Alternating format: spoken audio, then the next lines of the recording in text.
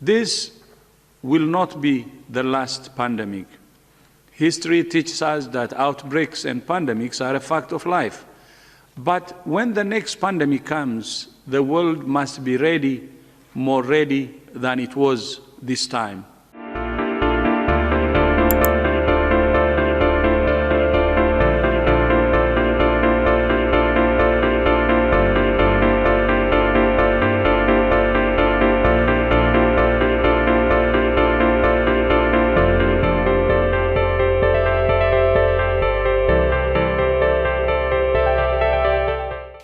COVID-19 is teaching all of us many lessons.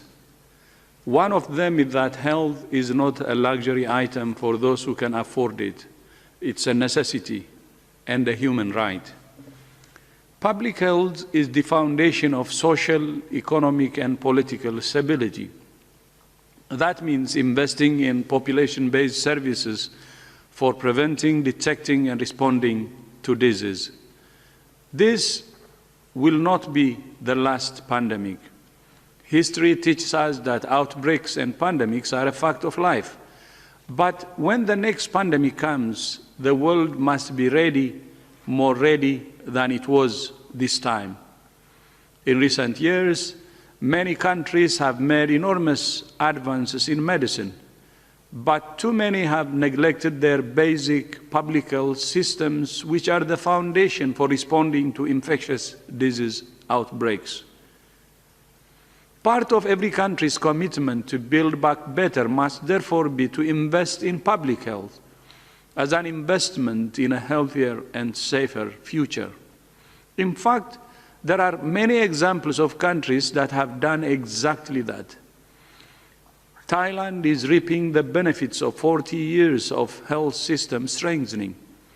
A robust and well-resourced medical and public health system, allied with strong leadership informed by the best available scientific advice, a trained and committed community workforce with 1 million village health volunteers, and consistent and accurate communication have built trust and increased public confidence and compliance. As you know, Italy was one of the first countries to experience a large outbreak outside China, and in many ways was a pioneer for other countries. Italy took hard decisions based on the evidence and persisted with them, which reduced transmission and saved many lives. National unity and solidarity, combined with the dedication and sacrifice of health workers and the engagement of the Italian people, brought the outbreak under control. Mongolia acted very early, activating its state emergency committee in January. As a result, despite neighboring China, Mongolia's first case was not reported until March, and it still has no reported deaths. Mauritius has high population density, with high rates of non-communicable diseases, and many international travelers, which meant it was at high risk. But quick, comprehensive action initiated in January by Mauritius and previous experiences with contact tracing paid off. Although the Americas has been the most affected region, Uruguay has reported the lowest number of cases and deaths in Latin America, both in total and on a per capita basis. This is not an accident. Uruguay has one of the most robust and resilient health systems in Latin America, with sustainable investment based on political consensus on the importance of investing in public health. Pakistan deployed the infrastructure built up over many years for polio to combat COVID-19.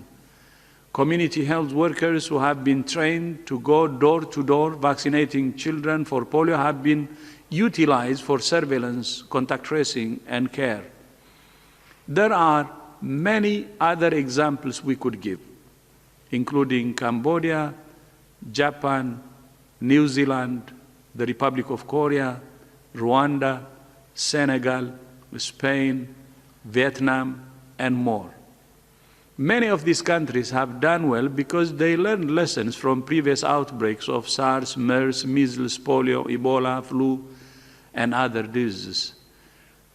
That's why it's vital that we all learn the lessons this pandemic is teaching us. Although Germany's response was strong, it is also learning lessons. I welcome the announcement by Chancellor Angela Merkel over the weekend that her government will invest 4 billion euros by 2026 to strengthen Germany's public health system. I call on all countries to invest in public health, and especially in primary health care, and follow Germany's example.